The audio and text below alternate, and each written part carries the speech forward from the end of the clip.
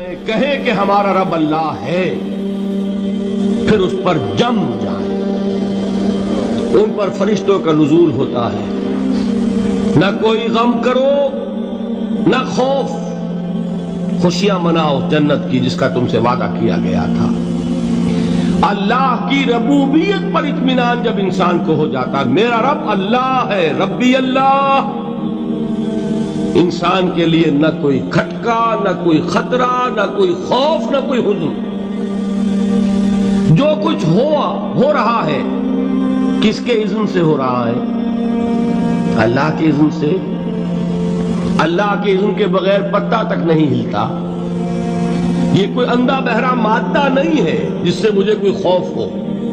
اندھا بھینسا چلا آ رہا ہو اس سے تو ڈرنے کا ہر انسان کو ڈرنا چاہیے، نہ معلوم کس کو ٹکر مار دے، لیکن نہیں، اس کائنات کو چلانے والا ایک سمیع و بصیر خدا ہے، وہ جو میرا دوست ہے، میرا ولی ہے۔ اللہ ولی الذین آمنوا یخرجہم من الظلمات الی النور۔ اللہ اہل ایمان کا ولی ہے، ساتھی ہے، پشت پناہ ہے، مددگار ہے، حمایتی ہے۔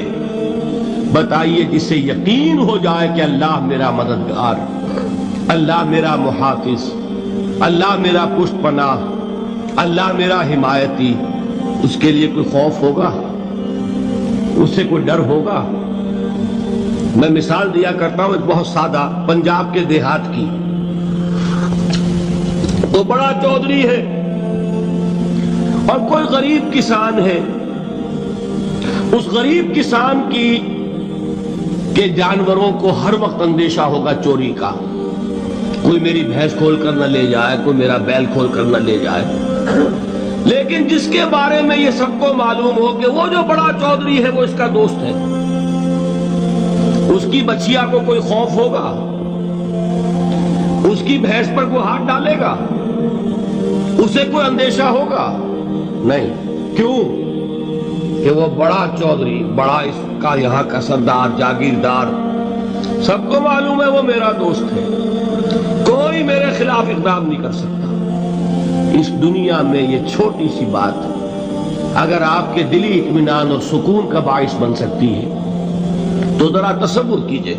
میں لفظ تصور استعمال کروں گا صرف اس لیے کہ اس کا ہم جس کو کہتے ہیں ادراک اور شعور کر نہیں سکتے، اگر کے ساتھ کر سکتے۔ اگر یقین ہو کہ اللہ میرا مددگار اور یقین ہو کہ اللہ ہر آن میرے ساتھ ہے، پھر کوئی خوف؟ کس کا خوف؟ کوئی شے اللہ سے بالا تر ہے؟ کوئی قوت اس سے زیادہ طاقتور ہے؟ کوئی اس کے ارادے کو بدلنے والا ہے؟ کوئی اس کی مشیت کے آڑے آنے والا ہے؟ یہی بات ہے جو حضور نے فرمائی، یہ ایمان کا حاصل ہے لب لباب، کہ دیکھو اچھی طرح اس بات کو ذہن نشین کر لو، اگر تمام انسان مل کر تمہیں کوئی نقصان پہنچانا چاہے نہیں پہنچا سکتے، مگر جو کچھ اللہ نے لکھ دیا ہو، اور تمام انسان مل کر تمہیں کوئی نفع پہنچانا چاہے نہیں پہنچا سکتے، مگر وہ شے جو اللہ نے طے کر دی۔ آپ پھر میں کہوں گا ذرا تاریخ کیجئے، اسے فرض کیجئے، اسے سوچئے۔ اگر اس حدیث پر ہمارا دل ٹھکا ہوا ہو تو کسی سے ڈر ہوگا؟ یہ مجھے نقصان نہ پہنچا دے، یہ میری رپورٹ خراب نہ کر دے، یہ میری انکریمنٹ نہ رکوا دے، یہ میرا یہ نہ بگاڑ دے، یہ میرا یہ نقصان نہ پہنچا دے۔ اس کا ڈر، اس کا ڈر، اس کا خوف، اس کی خوشامد، اس کے لیے جا کر طرح طرح سے اپنی عزت نفس کو ذلیل کروانا اس کے سامنے، یہ سب کچھ کیوں کرتا ہے انسان؟ جب سمجھتا ہے کہ اس کے ہاتھ میں میرا کوئی نفع ہے، اس کے ہاتھ میں میرے لیے کوئی ضرر ہے، یہ مجھے کوئی غضب پہنچا سکتا ہے، یہ مجھے کوئی نقصان پہنچا سکتا ہے، یہ میرا کوئی کام بنا سکتا ہے، یہ میری کوئی ضرورت پوری کر سکتا ہے، اسی کا نام شرک ہے۔ جہاں آپ نے یہ سمجھا کہ غیر اللہ کے اندر کوئی طاقت موجود ہے، وہی شرک ہے، بتوں سے تجھ کو امیدیں، خدا سے نومیدی، مجھے بتا تو صحیح اور کافری کیا ہے؟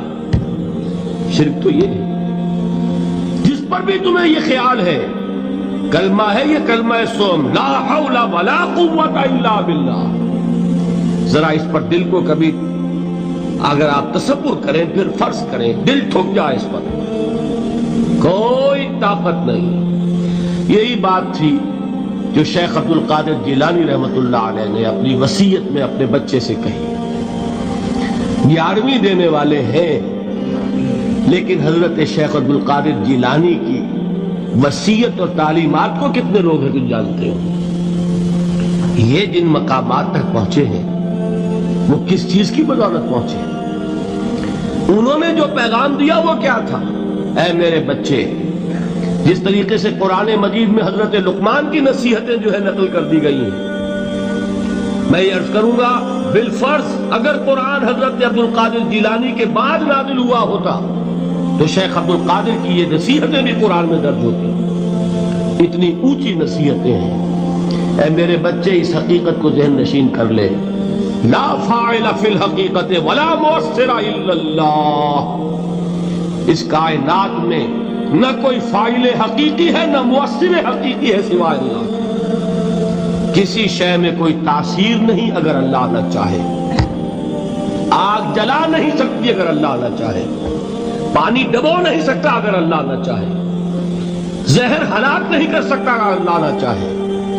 کوئی چیز فائدہ نہیں پہنچا سکتی اگر اللہ نہ چاہے. تو در در پہ کیوں سر جھکاتے ہو؟ در در پر کیوں جبیں سائی کرتے ہو؟ سب کے سامنے کیوں ہاتھ پھیلاتے ہو؟ ایک اللہ سے مانگو، ایک اللہ کے سامنے زمین پر اپنی جبین رکھو. لا فاعل فی الحقیقت ولا مؤثر الا اللہ. نظر آتا ہے ہمیں کہ پانی پیاس بجھا دیتا ہے. پیاس بجھانے کی صلاحیت پانی میں نہیں ہے، اللہ کے اذن سے. کھانا بھوک مٹا دیتا ہے، بھوک مٹانے کی صلاحیت کھانے میں نہیں ہے، اذن رب میں. دیکھیے یہی یقین تھا. حضرت موسیٰ علیہ السلام کا واقعہ یاد کیجئے. سامنے سمندر آ گیا ہے، قوم دیکھتی ہے پیچھے کہ گرد و غبار کا طوفان ہے.